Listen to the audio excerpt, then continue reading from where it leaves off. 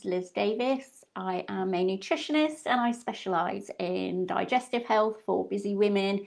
I help with all those niggly gut symptoms like bloating, IBS, constipation, diarrhea, whatever is affecting you. And I use the latest gut testing to have a closer look at your gut and find out what's going on, what's causing these symptoms, and then use diet and lifestyle interventions and supplements, etc., to get things ticking over nicely again for you and get over all those nasty, debilitating symptoms. So today I was going to talk about something not directly gut related, although it is gut related, but it is something that impacts a lot of people, and that is insulin resistance. Of course, there is a link to gut health because there's always a link to gut health, and the two are quite closely linked with the gut bacteria and liver, etc. But I was just going to give a quick overview for now about what insulin resistance actually is, how it comes about, and then 5 or 6 tips that you can use to get things working a bit better for you again, and hopefully avoid, any horrible worse symptoms or conditions like type 2 diabetes or anything like that. Okay, so firstly, what is insulin and what does it do? Well, it's a hormone which is released by the pancreas, and after we eat anything, it will bring the levels of glucose down in our blood and get that glucose energy to where it's needed. So in our cells and in our muscles, etc., up to our brain, and get the appropriate level of glucose to the various parts of our body. And it also, if we eat too much glucose for our needs, it then will help the body store it for later on. So it will help to store it in the muscles and liver, and make sure that whole process ticks over nicely. What tends to happen though in insulin resistance is that this function tends to break down a little bit. So our cells lose the ability to absorb glucose effectively. So our poor old pancreas is pumping out more and more insulin, trying to get the glucose to where it needs to go, and the whole kind of system doesn't really work properly and all starts to fall apart. So essentially results in our cells becoming resistant to insulin and not getting the energy and stuff that we need, which obviously we want to avoid. If you tend to get symptoms after eating a high carbohydrate meal, so if you tend to go dizzy or irritable after a couple of hours, or even palpitations and sweating and things like that, you may have something known as hypoglycemia.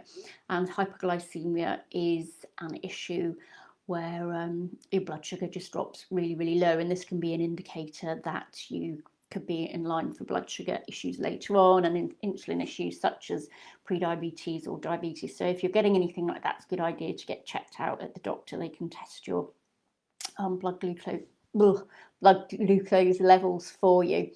But the primary cause of insulin resistance is thought to be excess weight gain, particularly if you're gaining weight around the middle. So if you've got that kind of very classic apple shape, lots of weight going on in the midsection, this can be indicative of insulin resistance and potentially line you up for blood sugar problems further down the line.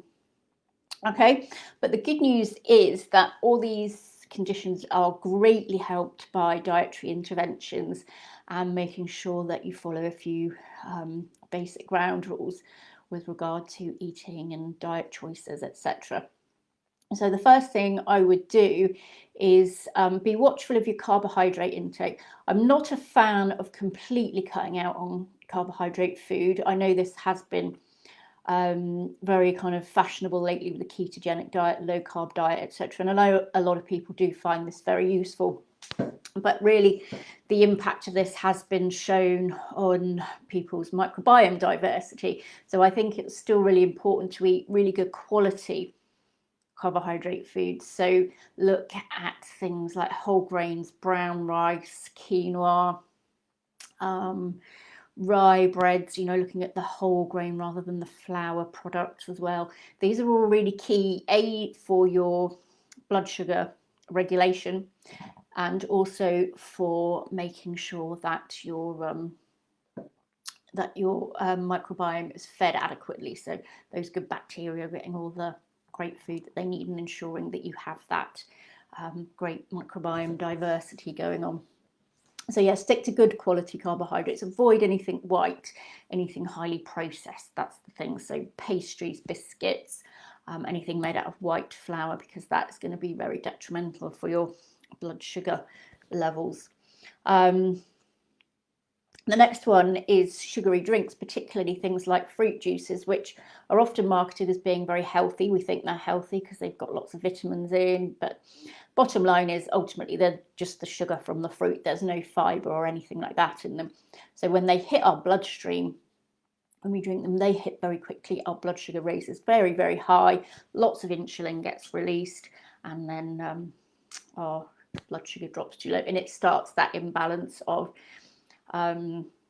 too much insulin and insulin resistance, etc., is what the ultimate result will be for that. So avoid anything sugary soft drinks, cocoa, lemonade, that sort of thing, fruit juices, and stick to drinks like tea and coffee, if you tolerate that, okay. Plenty of water. Water should be your main drink. Herbal teas are great as well. So those are the best options for blood sugar levels. Keep up with plenty of high fibre foods. This ties in with the good quality carbohydrate foods as well. So good quality carb foods are going to give you plenty of fibre. In addition, you want plenty of fresh fruit and vegetables, lots of legumes like lentils, peas, things like that. So you've got different kinds of fibre coming in from different sources there, which is ultimately what you need. Again, this not only helps your blood sugar, it also helps your gut health massively. Healthy fats, definitely you need healthy fats going on. Unhealthy fats such as trans fats, which you find in prepackaged goods a lot of the time, are very bad for pretty much everything in your body, not least your blood sugar levels. So avoid those like the plague, and concentrate instead on healthy fats such as nuts and seeds, avocados, and nice big couple of portions of oily fish each week, at least, depending on what you've going on. You may have to have more.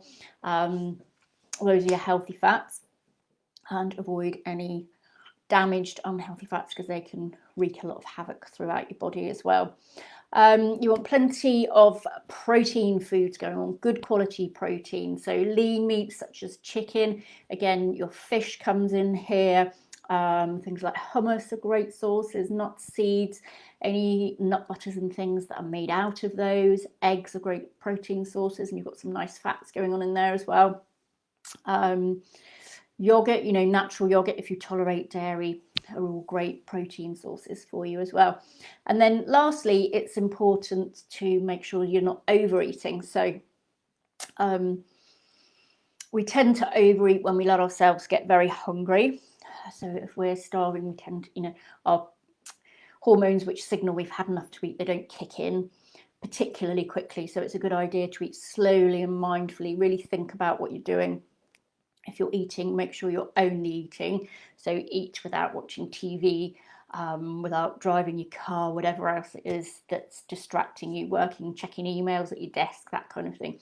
So if you're eating, focus on eating. Don't distract yourself from it. Eat very mindfully, and then you're going to be really tuned into those signals telling you when you've had enough to eat, and then stop.